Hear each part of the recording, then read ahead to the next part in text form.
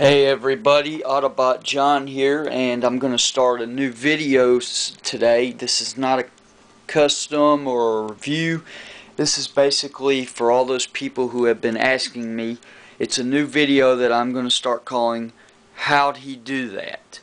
I'm not going to take apart like some other videos, but I am going to explain step by step how I did it. It may take 2 to 3 videos to explain it, but we'll go through and I'll explain to you how I made these life sizes and how you too can.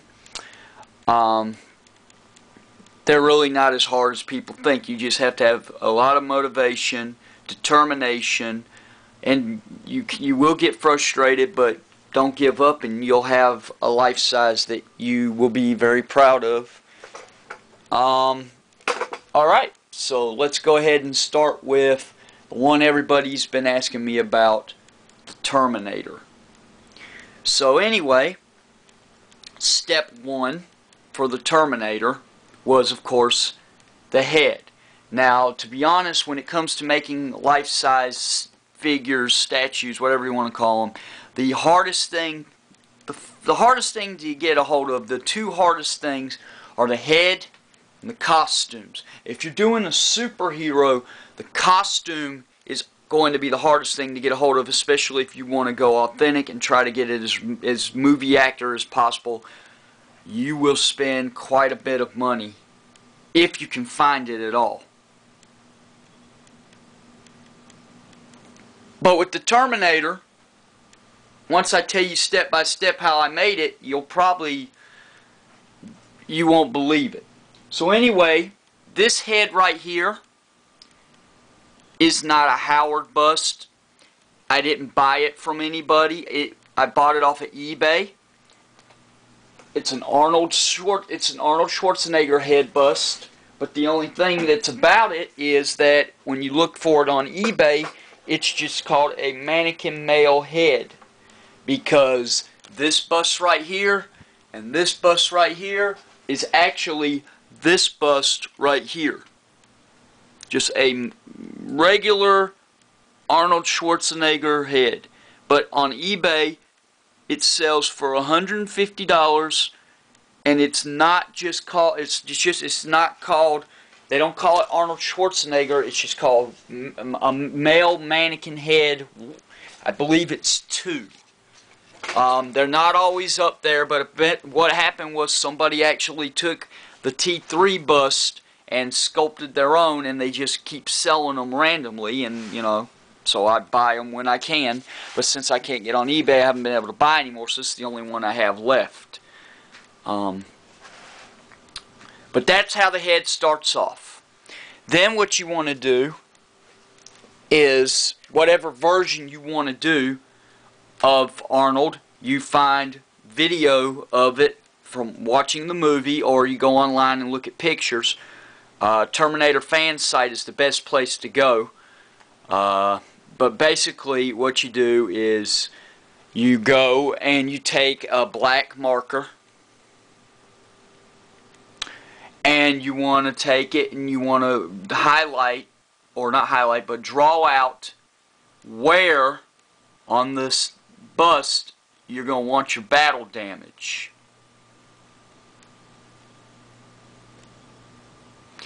So once you have that drawn out on the head, what you're going to want to do then is take your drill, just a normal drill, and you want to drill the eye out. So you leave a nice hole in it about yay big. That's going to be where you put your LED light for the endoskeleton eye. Now, on this bust, I had never done the endo eye before on something this big, so what I did was I sculpted the eye part itself right here. But for the Terminator 3 Rise of the Machines bust that I made for a friend of mine, I actually put for the endo eye part itself, yeah, I actually took a acrylic paint top, painted it silver, hot glued it where I drilled for the eye, and then drilled a hole in it, and that made the eye socket. It came out a lot better that way, and it looks more machine-like. So I may go back and do that with another bust that I try. I don't know. But just a thought on how you can do that. But once you do that, then what you want to take is sculpting. Just regular super sculpting. That's what I use to make all my customs and life sizes. You find it, Michael's, Walmart used to carry it. I know you can find it at hobby shops. It's like $10 a box, but it gives you a lot of sculpting. And you go in where you cut your entire, pretty much the hole in the face, and you go in with sculpting and you build up the endo, because this is all sculpting. Then when you're done with that, you take a normal hair dryer, and about 3 inches away, about 3 or 4 inches away, you dry it. Because sculpting is baking clay, but this is not going to fit in a normal oven. I tried. So what you're going to want to do is use a hair dryer. And you hold the hair dryer up to it for, I'd say, at least 3 minutes, going over it back and forth, all the way around it. And what you do is you just keep going until it hardens. Once it hardens, let it sit for an hour and a half. Then you can go in and paint it. And once you get the paint the way you want it, then you can go in and you can try to put your LED light in there to try it out. I would not recommend that until it's finished, because that could mess it up. Let's see.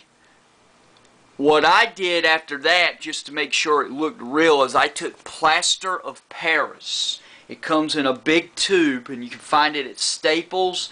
You can find it at Walmart, and you can find it at Michael's. But I'd used that, and I went around it, and I took a paintbrush, added water to it, and went around it, and that way what it did is it filled in any loose cracks, and it also hardened it to where it's not breaking it or anything, because this guy has fallen down many times and I've never had anything happen to him. But then you want to take red and mix it with brown, and excuse the phone, it's work trying to get me and I'm not going to answer today. But basically I mixed it in, and that makes blood designs. So that's pretty much how I made the head. Yeah, I'm not answering them. And the hair is just a wig that I glued on.